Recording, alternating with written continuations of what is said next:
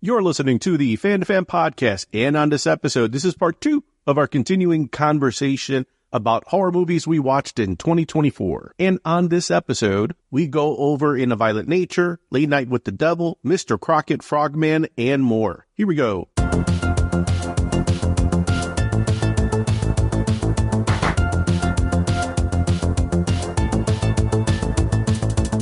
You're listening to the Fan2Fan Podcast. I'm one of your hosts, Bernie Gonzalez. With me today, as always, fellow co-host Pete Charbonneau. We have returning guest Fan2Fan All-Star Allan, and we've been talking about horror movies we watched in 2024. There have been a lot of them. In part 1, we talked about The Conference, a Swedish slasher that happens during a corporate retreat, the Salem's Lot 2024 remake that was direct to streaming. We discussed Strange Darling, which has certainly some thriller elements, but some horror elements as well. And as Pete, Allan, and I continue our conversation, there are a lot of movies to talk about. On this episode, we're going to continue that conversation. And Pete, take it away. I'm gonna break outside the box a little bit because I'm going to mention a film that I have not seen, but hopefully it'll facilitate a little bit of a larger conversation. But I can tie it into In a Violent Nature in some way. So listeners, just hang with us for this a little bit. So I wanted to bring up a movie that just came out. Is actually right now as we're recording number 1 at the box office, and that's Terrifier 3. You survived the most famous serial killer since Jack the Ripper. The 5-year anniversary is coming up. I think a lot of people would really like to hear from you after all this time. Want to know what it's like to be in the presence of that kind of evil. What goes through your brain when he's close enough to you. You feel his breath.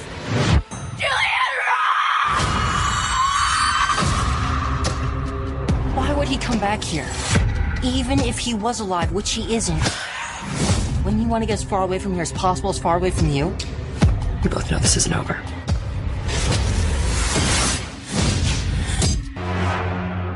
Looking forward to the best Christmas ever, filled with fun, smiles, and laughter.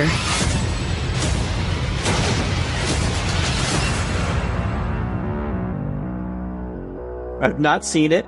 Saw maybe the first Terrifier, maybe the second one. I can't remember. And I'm personally not a fan of these movies. I think, Bernie, you might fall in the same category as me. Like, it's super gory, sadistically gory stuff. Maybe not to the level of like Hostel or something like that. Actually probably goes beyond Hostel in terms of like the gore factor, but I saw the one and I just wasn't really into it. And I've been reading a little bit about this one and how, people are kind of celebrating the fact that it's number 1 at the box office. It's very, it's kind of one of those can-do things. I think Damien Leone is the director, maybe the writer of the series. And so I have nothing but praise for the fact that this has kind of been like the little franchise that could now. So full marks for that. That kind of gore stuff doesn't really do it for me. Like, it's like the cruelty part of it, because I was thinking about it, and this is where I tie it into In a Violent Nature, because In a Violent Nature has some incredibly bloody, gory scenes. Specifically, there's one in the sawmill that's like, it's like so over the top that it's almost comical. And I didn't have a problem with that. And so I was asking myself, I'm like, all right, well, are you just down on the Terrifier series for a random reason? Is there something that differentiates the two? And I was thinking about it, and I'm like, for me, what I think it comes down to is that the kills in the Terrifier series seem to be just to kind of celebrate the gore. And again, nothing wrong with that. But like, I think in terms of story, it's not like, and we've talked about this before too, like as the 80s slasher movies went on, like the characters became less and less likable so that you're rooting for the killer more than you are for the characters to escape and survive at the end. And I feel like with like this Art the Clown character, it's like people are almost like just preconditioned from the start to be like, oh, he's like the anti-hero and let's watch him do all these nasty things to these people. But, and again, having only seen like the one, I don't remember the victims being like necessarily bad people or having even done much wrong. And so like, I think that's where the difference lies with me. It's almost like he's just enjoying it because he's a sadistic clown, evil clown creature thing. And so you can take that at face value and you can celebrate that. You can celebrate the gore of it. But to me, I like to have some difference, and I like to have a little more meat on the story. If there's one criticism that I keep hearing about the Terrifier series, is that the stories tend to be a bit weak. There's not much there. It's just kind of an excuse for these practical effects gore stuff. So I take this can do out of nowhere, low budget, just like we've got this series and now we're number one at the box office, and that's awesome.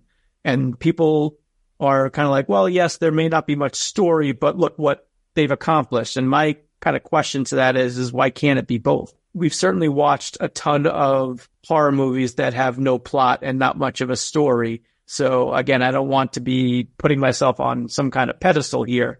But again, I think what we're talking about now for 2024 with a lot of these horror movies, they're doing things that are a little bit smarter and there's a little bit more substance to it. So I don't know. I figured I'd kind of use that to like open it up to both of you. I'm curious to what your thoughts are. If you've seen any of these movies in the series, what you think overall of it. I'm not a Terrifier guy. I don't go just for gore. But who does go just for gore in my house is my 13-year-old and my 18-year-old daughters. They're both Terrifier fans. Nightmarish movies that like I was afraid of at the same age. Like I don't know where the cultural shift came in. A good example is like when I was 13, I was just starting to dip my toe into like Child's Play and maybe watching like a Nightmare on Elm Street film with my friends at a sleepover. I was not like my daughter sitting in my room at midnight on a Saturday night consuming the most scary horror movies that you could like possibly watch. Now it's funny though, because now I go back and I watch, Rebecca and I say this all the time. We watch Nightmare on Elm Street. We watch Friday the 13th and they're almost comfort movies now, right? 30 years later, they're like stuff you fall asleep to while they're on TV. It's nothing out of the ordinary. So maybe it's just the time that we live in, right? Maybe it's just the stuff that we see, what's available to us, social media, what's around us. But these kids, they are the ones driving these box offices. And let's not forget, too, a movie like Terrifier 3 probably has to make $20 million to make a massive killing on whatever the budget was for the movie. $2 million for the budget. The marketing budget was $500. I think this weekend it made $18 million. I listened to a podcast. They were interviewing the president of Cineverse, which is like the parent company that produced it. And he's just like, yeah, we made a ton of money. The Terrifier movie is going to be the thing that allows us to do a lot of other projects, to do other movies. And they're in a bunch of streaming and media and podcasts. So I think, the opening weekend for them was enough for them to probably float them on a lot of other things. Do you guys think that this was similar, like these Terrifier franchises, do you think they're similar to like what we thought of Faces of Death?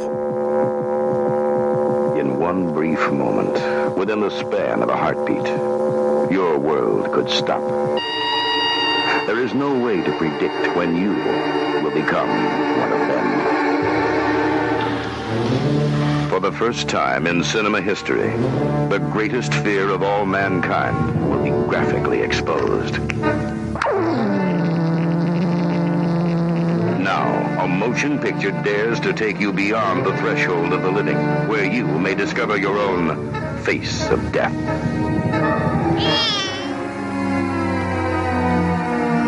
If you have never thought about death, it's time you started thinking. Faces of Death. Now a major motion picture. Something that we had to see, we couldn't look away from. I know it's not the same, but it's just like I'm trying to think of in these, the 70s, the 80s, the 90s, there just wasn't anything this gory and like straight up like in your face, like bloodletting. There wasn't anything like these movies. You may be right. And maybe just like the pushing of the envelope is the point. Now, as I'm thinking back on what I just kind of prefaced and leading all up to this, I probably have contradicted myself multiple times in when I was trying to describe like my feelings for like why I don't take to that series, but I still really enjoy like something like in a violent nature. And that's totally fine. I am a walking contradiction at times. So it just may be like that Terrifier doesn't work for me in the way that In a Violent Nature or some of those other movies do. And again, like, it's not a criticism of the franchise of the film. Like, I think it's great that, someone has put that out there. And like you said, Bert, like, to make $18 million off a $2 million budget, fantastic. That gives the studio and that gives him all this more leeway to go and do more, to maybe push the envelope even more. So yeah, the fact that it has an audience is fantastic. I just don't think that particular series is for me, and that's okay. There's something very indie punk rock about it, where Damien Leone, he didn't accept the deal from like a big budget studio to essentially reboot or remake Terrifier / Art the Clown, but for more of a mainstream audience. And I think it's almost less about the gore, less about the fact that it beat the Joker sequel in the box office. I think it's just more about authenticity. And I think there's something about that audience, probably your daughters, Allan. We know what Nightmare on Elm Street is. We know what a Friday the 13th movie is. We know what any of the Insidious movies are, but there's something about this that's just polished enough, but still has some rough around the edges feel to it. And because it's kind of gory, it's like, this is different, but it's real. And I think nowadays, real trumps a lot of things, because that's, I think, what a lot of people are missing. That's why they look to things like this to be like, you know what, it may have been gory, but there's practical effects. It was done by a crew of people and actors who give a shit about this. And because of that, we're going to support it. And like anything else that, nowadays, you don't need that many people to support something for it to be a success. So I hope there's Terrifier 25, and I hope that each of them find their audience, because that's pretty cool. What Terrifier 3 seems to have done is turned itself into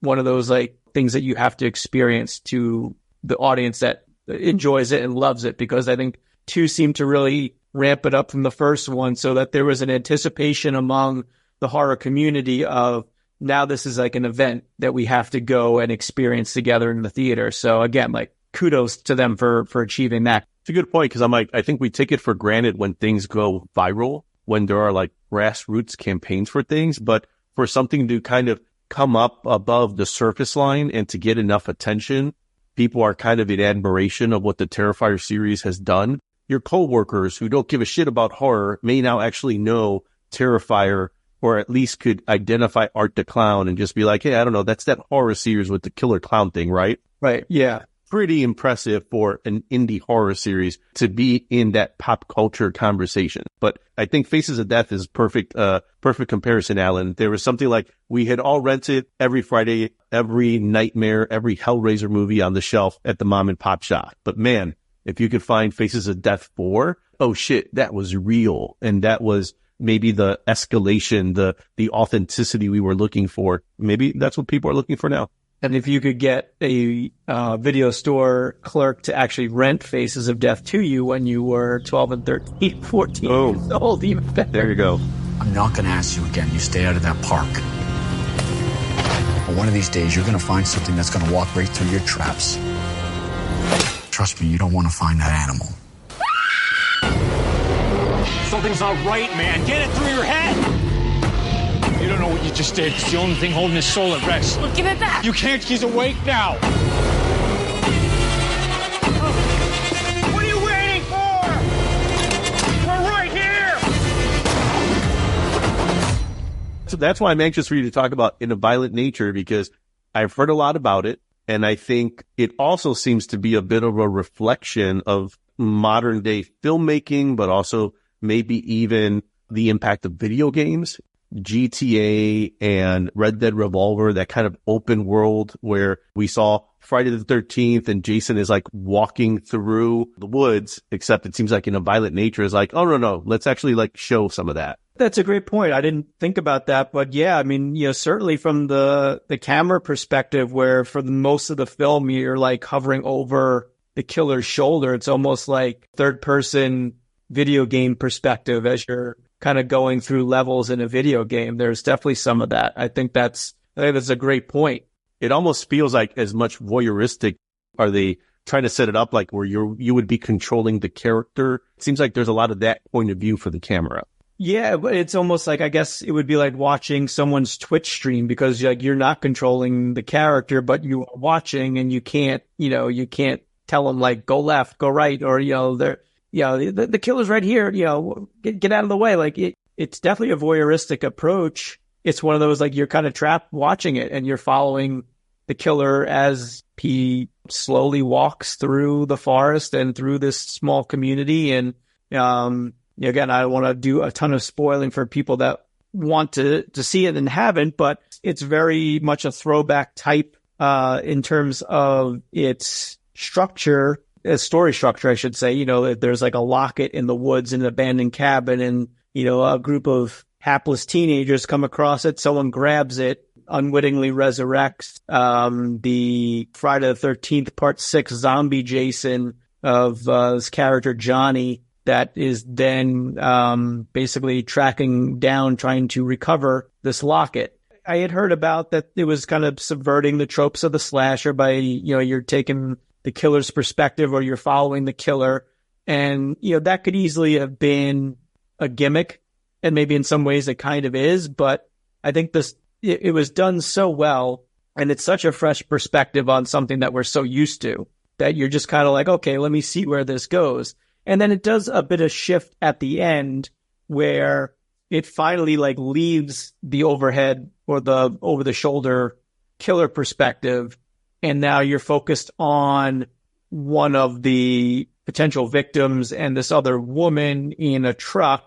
But you're kind of just, your eyes are kind of just keep panning as they're talking because you're waiting for something else to happen. You're like, where's the killer? Killer's out there somewhere. Where's the killer's going to come out? What's going to happen? What's going to happen?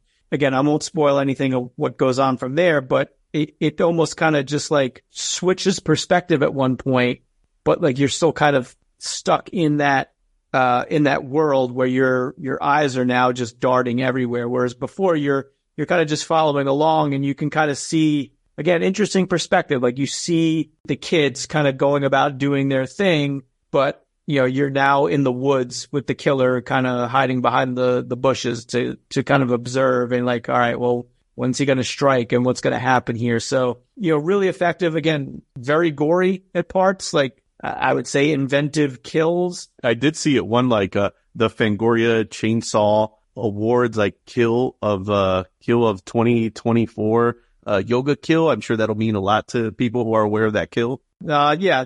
Just, they're really doing that. Like, yeah, okay. They are. They're going there. Admittedly, lifelong horror fans are usually not easily fazed. If ongoing horror discourse has proven anything, it's that fans obsess over their favorite blood-soaked moments and the artists who make them happen. In an award show driven by fan votes, this particular category is extra significant. We're proud to say that the Chainsaw Award for Best Kill goes to the yoga scene hook kill in a violent nature. Hey, all you dreamers out there. Johnny and I want to thank you so much for awarding us with the best kill of the year. We both worked really, really super hard on it, and we're so glad that you liked it. Also, I'm all better now. Namaste. And I think, the interesting thing with a lot of these movies are some of them have different levels of tension to them. And maybe it's just being older now and not being 14 where your imagination's running away with you. But I wouldn't say like a lot of these movies are scary per se, but they're effective. And I think that's at this point of my movie watching life, that's kind of what I'm just looking for. I'm like, can you effectively raise the tension without it having to be jump scares all the time? Yeah. I mean, if something could create anxiety, some dread. Yeah. Just like a creeping dread, like there's something to be said for that. Like, there's something to be said for kind of taking these situations and it's forcing you into a perspective like in a violent nature does it. They're doing something different than I think has been done in recent years. And I think that's why I appreciate a lot of these films that are coming out now. They have a distinct point of view, but it's like, I think it's a different voice and it's a different perspective. And I'm really gravitating towards that in 2024. On Halloween night, 1977, America gathered around for a live TV event that shocked a nation. What happened was real. What you are about to see is the recently discovered master tape of what went to air that night. Late night with the Devil. Pete and I saw Late Night with the Devil. We had an entire conversation. There's a whole episode about it that folks can listen to. All these movies we're talking about, Terrifier 3, gore, in a violent nature, its voyeuristic aspects. Maybe that's the theme for a lot of this 2024 horror, is that people want to see things that are not traditional. We want to see what makes it unique, what makes it interesting. And Late Night with the Devil does a good job of as much being nostalgic for an era with talk show hosts, satanic panic, and that idea of like even found footage where we get to see something that's being broadcast, but we're kind of taken behind the scenes of what's happening, but you really don't know where it's going, but you kind of have a sense on where it could go because we've all been informed by the same genre. Okay, I kind of know where this is going. Now I just want to see how they stick the landing. And I think in that conversation we had, Pete, we had some very strong thoughts on how they did or didn't stick the landing, but we appreciated it for what it was, which was unique. Interesting. I think that's what seems like we're craving for.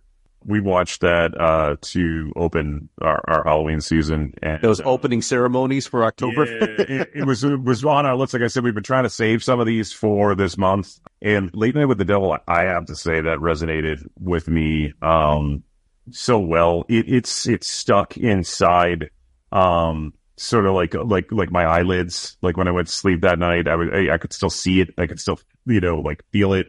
There was something about the way that the movie was made that just was creepy. It got under my skin.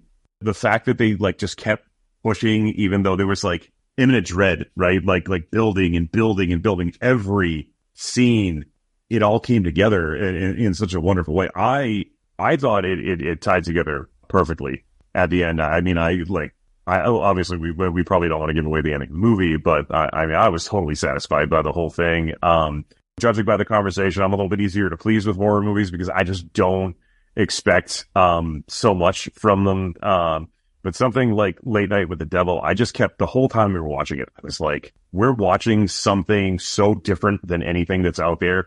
It struck a chord with me in the way that Rosemary's Baby, The Shining, Poltergeist, it will be in my new, like the movies leading up to Halloween night. Late Night with the Devil was going in there because I just found it to be so unsettling. It felt real, plausible. It felt like something, we could remember hearing about. The way that they did that, I really had a lot of respect for it. Yeah, I love the slow burn of it because it's one of those movies that it's like you said, like when a movie is good and it hooks you in, things are going to go bad at some point, and so now you're on for the ride as to how and when that's going to happen, and is it going to happen quickly or is it going to happen over time? And I think that's the beauty of it. Like when you're invested, it doesn't really matter when or how. To quote our esteemed idol Tom Atkins, thrill me. We're just waiting to be thrilled in something like House of the Devil. I had another connection there. Late Night with the Devil. House of the Devil, again, another movie kind of just talking aesthetics, like that nails that 70s vibe that House of the Devil very much does. And I think, you can see the care taken with the creation of that look and feel, Bernie, like you were talking about, like stuff that we all of a certain age grew up with, like those late night TV shows. Like they nailed that so well.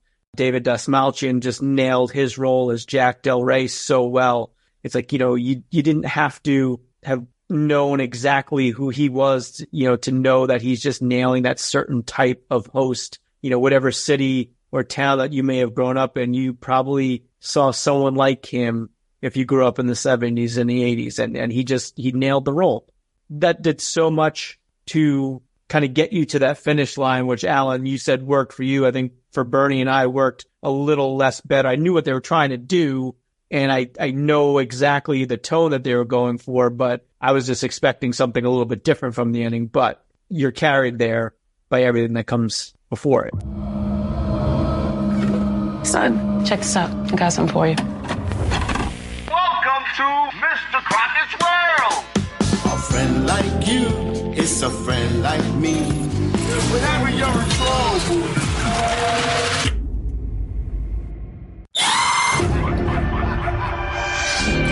He's coming! He must be watching us. He's killing parents and taking more kids. Go on, my child.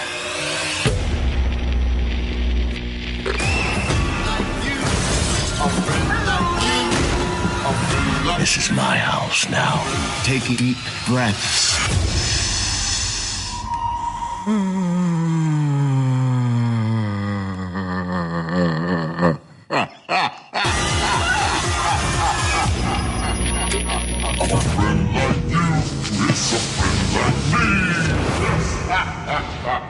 From Late Night with the Devil, that again, Pete and I had opportunity to see in a theater, I'm going to go to a movie that I saw this year very recently, and I think it plays around with the aspects of media in the world of horror, and that's Mr. Crocket. And Allan, you brought up Salem's Lot, which is a streaming movie on Max. Mr. Crocket is on Hulu. During spooky season, during Halloween, we get to see all the streamers kind of put out, their scary movie. I think Hubie Halloween was a Netflix movie. Hulu seems to dedicate at least some budget towards scary films and trying to do like Hulu originals that are called like Huluween or something like that. Exactly, yeah, Huluween. And I think this is the third or fourth year that they've done it. And after watching Mr. Crocket, was not disappointed. The elevator pitch for this Halloween horror flick would be, it's this 90s kids show in the vein of Pee Wee Herman. Mr. Rogers meets Candyman and Freddy Krueger. You have this Mr. Crocket, who's again kind of like an analog for Pee Wee's Playhouse, with funky, earwormy type songs. Eat your vegetables and follow what your parents say. You know what you gotta do when you see fruits and vegetables in front of you, right? You know the answer. You got to eat right. You got to eat well. Take a great big bite. It's so good for your health. You got to eat right.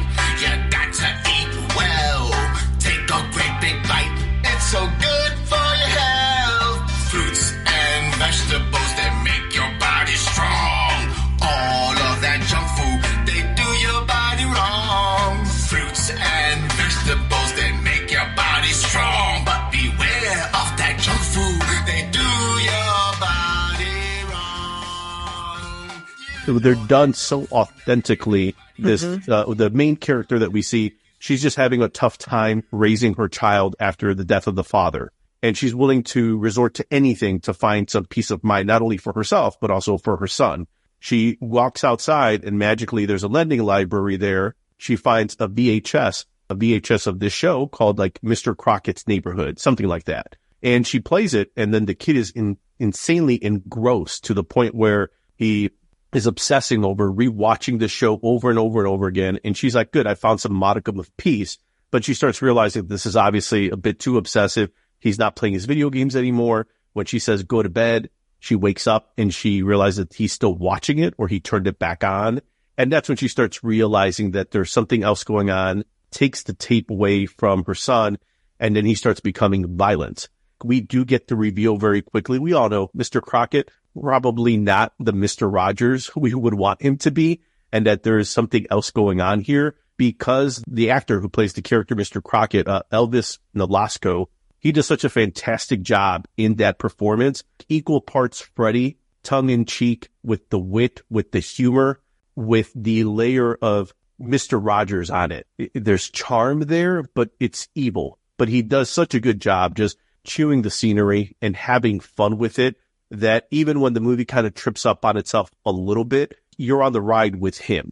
He is the star. Other kids have now gotten access to this tape, and this Mr. Crocket is pulling kids into the TV and bringing them into his world. There's so much more going on there. There's these supernatural elements that are never fully resolved. That's probably one of my criticisms in the movie. I think it would have probably benefited from a bit more ambiguity, but because they do such a good job in putting together the world of Mr. Crocket, the songs, the cheap animatronics, the puppets, the furniture that talks, everything that we remember from Pee Wee Herman, Bill Nye, Beakman's World, things that we grew up watching, they worked here, kind of what we saw in Late Night with the Devil, Pete, where they took something that we remember fondly in late night TV and just used that as like a medium to deliver a demon possession exorcist story. We remember Johnny Carson and watching those things. It's like, oh, the sidekick. Oh yeah, this all makes sense. This all feels so authentic. They did a good job with this. And then they threw in those extra little things about a parent struggling to raise their kid, being overwhelmed with raising their kid. How some parents, may feel like they're just like, I'm done. Like, I don't know how to do this anymore. And I'm just going to give up my kid to the video game, or in this case, a VHS that's willing to essentially entertain their kid long enough to give them a bit of peace. So there's something here. This is a little bit of a potential cult classic to be. And you had sent me the trailer to watch, because I have not seen the film, but I did get to catch the trailer. And after initially being confused, because I thought you sent me the trailer, Mr. Crocket being a documentary about Don Johnson's portrayal as Sonny Crockett in Miami Vice. That's right. Once I realized it was not that, took me about 1:15 of like the minute 30 of the trailer to finally catch on. But it's a long time. Yeah, well, yeah, I was having a slow day, Bernie. I don't know what happened there. It was striking me very much, all the references that you mentioned, definitely elements that struck me of like The Ring, with like the tape getting passed around a little bit. And I have to think that as a screenwriter, or just in part of the production, like if you're making a film like this that's revolves around like a Pee-wee's Playhouse type show, introducing like those earworm songs that kids are going to kind of get addicted to. And that parents are going to be forced to listen to a million times. Yeah, right. Exactly. Yeah. You won't strike gold from digging up your nose. It won't taste great adding boogers to your plate. It won't strike gold from digging up your nose. It won't taste great adding boogers to your plate. But I think that takes a certain amount of skill for something, because you can do it and have it fall totally flat, and then your film is kind of screwed, or it can even be like a little too on the nose. I think finding that right balance of like, yes, this sounds very authentic, but still like, oh, that's kind of brilliant that they're able to kind of craft these little jingles for, what I have to imagine is a fairly low budget film. I'm going to guess Halloween movies don't get much more than 1 or 2 million best. Yeah. But I think, to your point, when we saw Late Night with the Devil, it felt right. It sounded right. It looked right. If not, it would have taken us out of the world of Late Night. Right. We've talked about like Spinal Tap. If Spinal Tap songs weren't legitimately good, it would have been a great comedy, but I don't think it would have been as great as the Spinal Tap we've grown up with. Sure. They did such a good job with that. The aesthetics, like you said, the talent that's involved in making it feel right. They even have like some really cheesy 80s, 90s animation that's used in a very smart, strategic, budget conscious way to tell Mr. Crockett's origin. I'll just say that. And I think because they were strategic in using the animation for that, you could kind of get away with probably moving the budget towards other practical effects, which again, for a streaming original film that's pretty small budget for the Halloween season, the fact that it had practical effects. So a lot of stuff there. Yes, sometimes it's a little clunky, but you could definitely tell there's something there. I don't know if he's going to end up rising beyond Hulu, beyond a streaming movie. Yeah, it sounds like it's something that could easily be turned into, if not a franchise, they could maybe turn out a few of them, especially if it does well on streaming. Again, like if you're, like you said, like if they're plunking down $1 million, $2 million in budget, it's not a ton of money for making a film like that, to invest in something like that if they're getting good word of mouth, good buzz. The other thing too that I'll mention, before I've got one more to mention beyond this one, is the fact that we rarely see a lot of like urban horror. Mm-hmm. When I think of the slashers, Scream, even Nightmare on Elm Street, those were like suburban horrors. Like they happened in cul-de-sacs, certainly Halloween, 1978. And then if it wasn't like a suburban cul-de-sac, it was in a rural area, a cabin, Crystal Lake, somewhere where you felt isolation. And that was part of the DNA of the fear, because it would take you a long time to get to a police station. And very rarely, except, again, Candyman and the remaking Candyman, those are the two that immediately come to mind. And being a Chicago native, obviously those kind of have always been imprinted on me. You don't see a lot of legitimate urban horror, especially in a world where, for the most part, it's slashers in the suburbs. People keep saying that my Frogman footage is fake, and I'm gonna get proof that the Frogman exists. Morning, sunshine! We're in. Let's do this thing. Do you have something to say about Frogman? Frogman, that's what put Loveland on the map. So are you a Frogman fan? That what brings you folks to town? We're actually making a documentary. Is he an ancient god? Or is he an ancient alien, maybe? Or is he a big frog trying to get his rocks off? So, Dallas, do you have anything to say about what you're really trying to accomplish here? I want the world to know the truth. Okay. About Frogman. All right, film in the woods. What was that?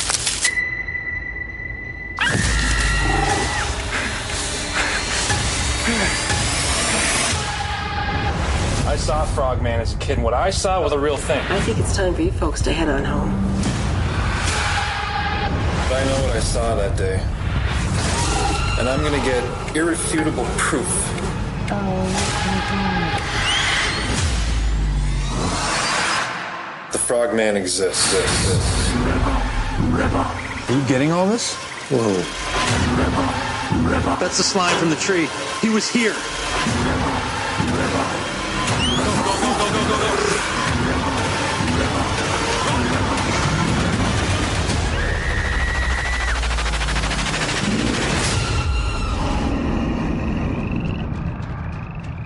So this is the other one that I wanted to mention, and I think to go back to a movie that you just talked about a little bit ago, Pete, In a Violent Nature.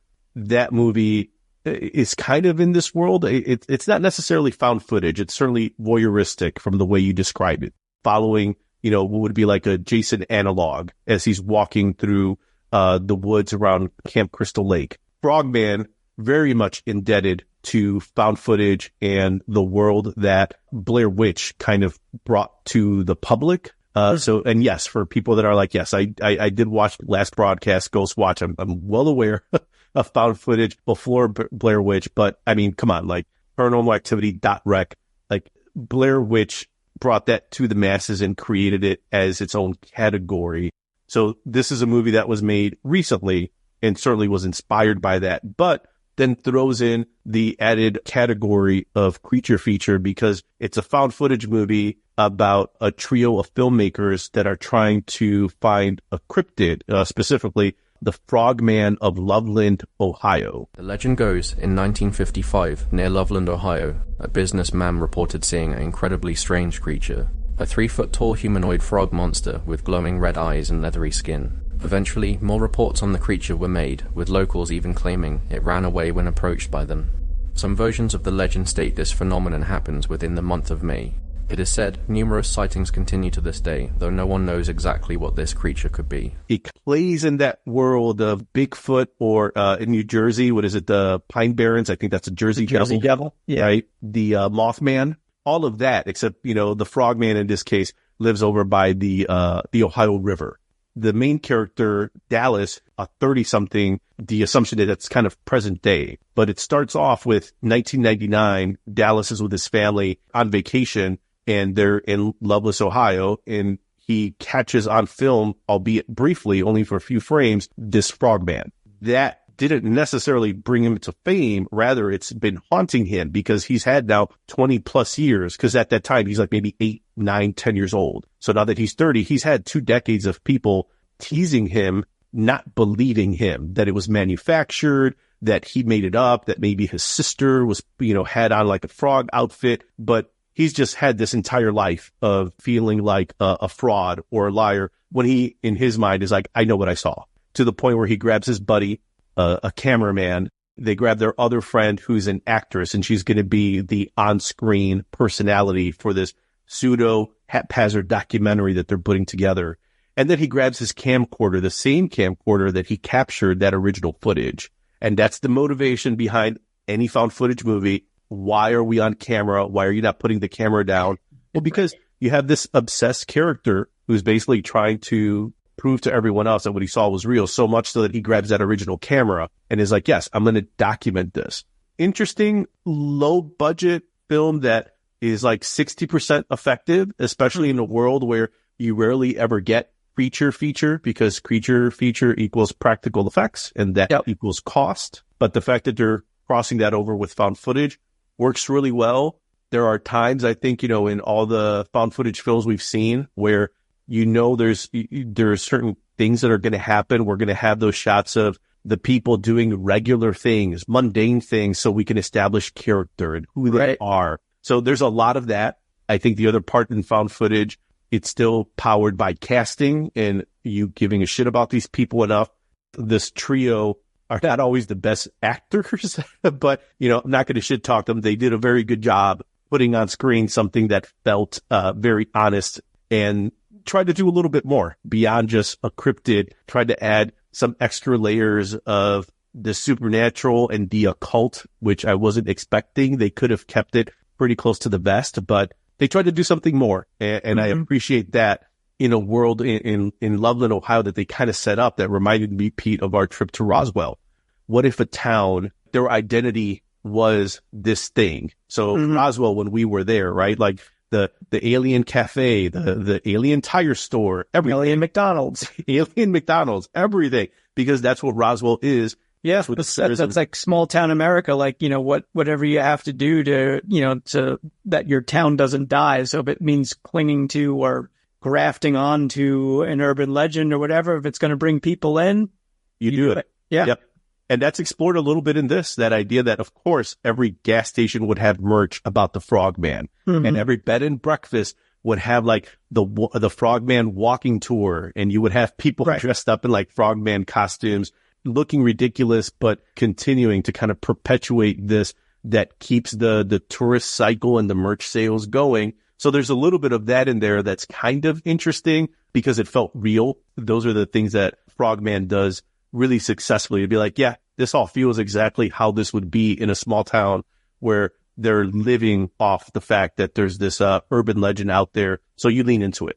Yeah. I don't know if that is a uniquely American thing. I'm trying to think of like the times that I've been over to Europe, if there's something similar to it, but I feel like a town kind of embracing, whether it's the Mothman, Roswell, in this film, the Frogman, seems to me like, I don't know if this is exclusive to the US, but it seems like a very American thing to do. Like, you're not going to get cheated on a subtle nod to whatever that thing is. It's going to be the gas station. It's going to be the light poles that are going to look like alien heads. It's showmanship of like the town. Like, okay, well, this is how a lot of us are going to make our living. So let's just lean into it and just go for it and not be shy or shameful about it. Like, here it is. It's all for you. Yep. In this town of Loveland, they do Frog Fest and pumpkins that are carved in the shape of frogs. That's what you want your green dyed waffles at the local. That's right. Well, you got those, which is all interesting because I think in kind of talking about these two films, Allan, I'm going to have you hold on to your next one, and we'll just go into part 3 because yes, folks, there's going to be a part 3. But I will say, to kind of maybe end this episode, maybe that was the unintentioned theme of some of these movies that we kind of strung together between In a Violent Nature, Late Night with the Devil, Mr. Crocket, Frogman, and even in some ways Terrifier 3, is that there's a sense of authenticity in all of them. Terrifier 3, maybe it's low budget, indie, little horror film that could, not once, not twice, but 3 times, to the point where it beat Joker, the sequel in the box office, In a Violent Nature, Late Night with the Devil, and Mr. Crocket, where they weren't found footage per se, but they were still trying to evoke a sense of either whether it was 90s TV shows or late night TV. It was about authenticity. Same with Frogman. So a theme that was just kind of all pieced together here. Kind of interesting how maybe that's one of the themes in 2024. We're all searching for that authenticity. Let's hear it for these filmmakers for taking some swings, right? I mean, they don't all work out, or maybe, like in the case of Late Night with the Devil, as we talked about, maybe like 95% of it works out fantastic, but you and I didn't like that last 5%. And I think in some films, if they don't endear you with all the work that you see that go into it, whether it's like the aesthetics or something like that, like maybe that last 5% is just kind of like, well, I can't like this film because they didn't stick the ending. I've said that many times about a lot of films, but I think there's an appreciation on our part for these filmmakers that are taking some swings. And if they don't all hit it out of the park, they're getting solid doubles, a couple of triples. That'll be the end of my baseball analogy.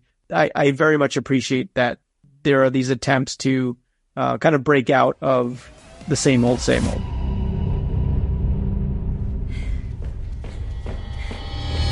Thank you so much, everybody. I'll see you next week. And in the meantime, take care of yourself.